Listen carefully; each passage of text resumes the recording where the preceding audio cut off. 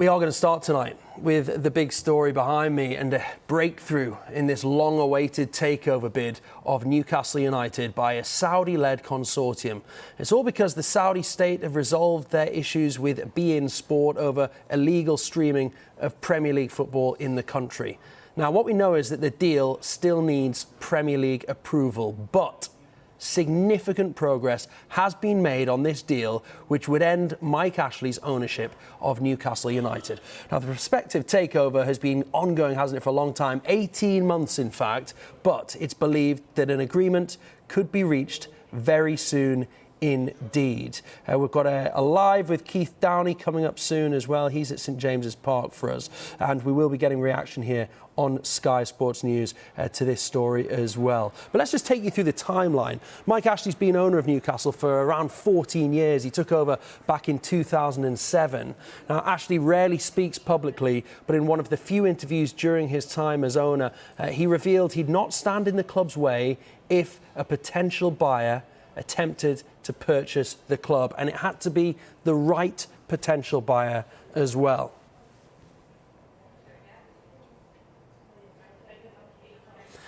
Right, let's get live to St James's Park. As promised, this has been a very busy man this afternoon. It's Mr. Keith Downey, who's up in the northeast. Keith, thanks so much for coming on live this evening. Tell us, what is the very latest you can?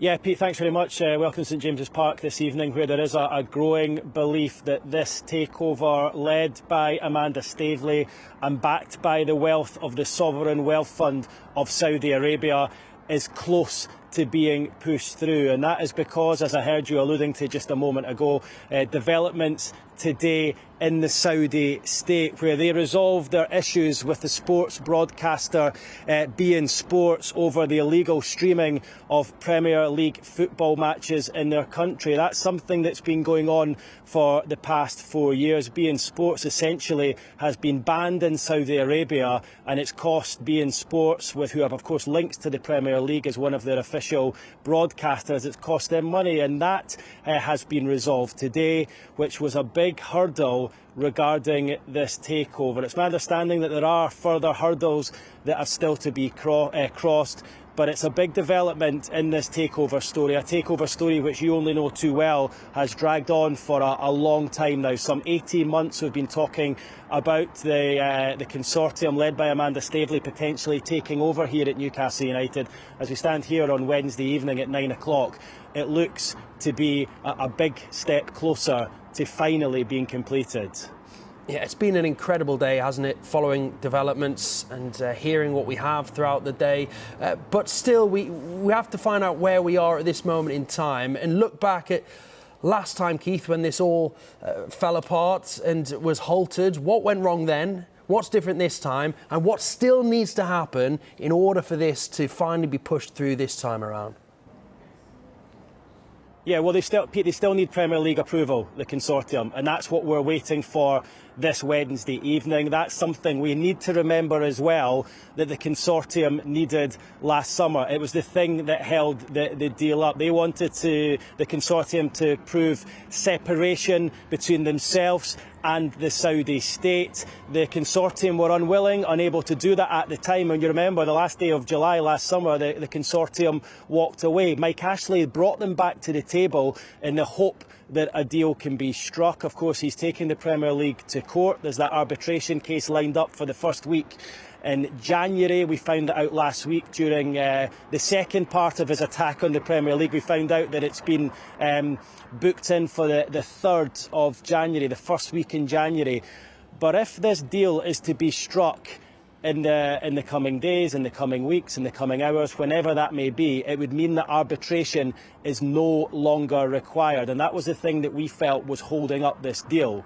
So it'll be interesting to see what happens in the immediate future and the medium-term future. But certainly this evening, the takeover of Newcastle United, the takeover the supporters have all wanted, the £300 million takeover by that Saudi-backed consortium, is a very, very big step closer to finally happening. Keith, You know what it's like to walk around the streets of Newcastle. You must get asked this question all the time about where we are in the takeover. I think it's 4 years, actually, since Amanda Staveley first sat at St James's Park, and there's been speculation ever since. How will the Newcastle fans be feeling this evening, knowing how close this one is? Pete, I've been doing this job in the North East as a North East reporter for 8 years. 8 years ago last week I took over in this role. For 4 years I've been talking about this potential takeover. As I speak to you just now, just over behind my camera, there's a number of cars that have come up to park up and find out what we're saying this evening. That because they are desperate for this takeover to go through. I think it has to be tempered though. I'm quite conservative when it comes to whether this will go through or not, and that is because we have been here before. We were here last summer, last April it was, when we thought the deal was set to be ratified by the Premier League. We didn't see the issues with the owners and directors test and the consortium coming. We're back here again when it looks as though it's close. For the supporters, it's all they want. The supporters voted on the Newcastle United Supporters Trust in the last 48 hours saying they wanted the manager to go. I think the thing they want bigger than anything is this takeover to happen, because Mike Ashley has been at this club for 14 years. He doesn't want to be in charge of it anymore. He's happy to hand over the reins to someone else. He thought he had a deal with the Saudis for £300 million last year, and that is why he has been so insistent in trying to revive those talks over the last 18 months. The supporters want something to believe in. They want a new challenge. They want the club to be challenging at the top again. They feel right now that they're just existing in the Premier League and trying to stay in that league year after year to ensure that the Premier League money comes in year after year. So they will be excited this evening, but have to temper their excitement and say there are still a few hurdles that need to be gone over. And of course, we said that last summer, that didn't happen. The consortium walked away. But I must say, this does feel a lot more tangible tonight, and it does feel as though finally this long-running 18-month saga, this 14-month tenure of Mike Ashley here at Newcastle United is close to being over. And just the final question, Keith, the reason why people are turning up there right now this evening, and the reason why so many people are contacting, you know, yourself and Sky Sports News official account on Twitter this evening and so on social media, is they want to know how close we are. Now, some suggesting there was going to be an announcement tonight. We don't expect that, do we? But how close is this as we stand here this evening?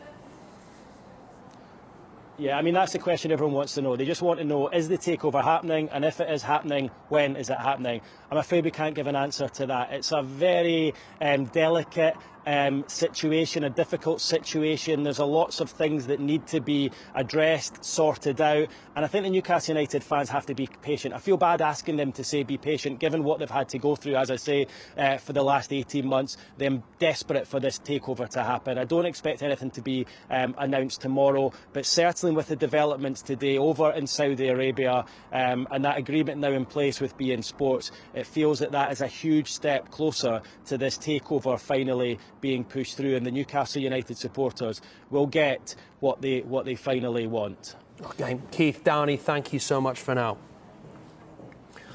Well, let's take you back through some of the facts and figures then. And in total, Newcastle United have spent £486.4 million on transfers since Mike Ashley took control of the club back in 2007. They've received just over £350 million in the same time. That's given them a net spend of just under £130 million in Ashley's regime.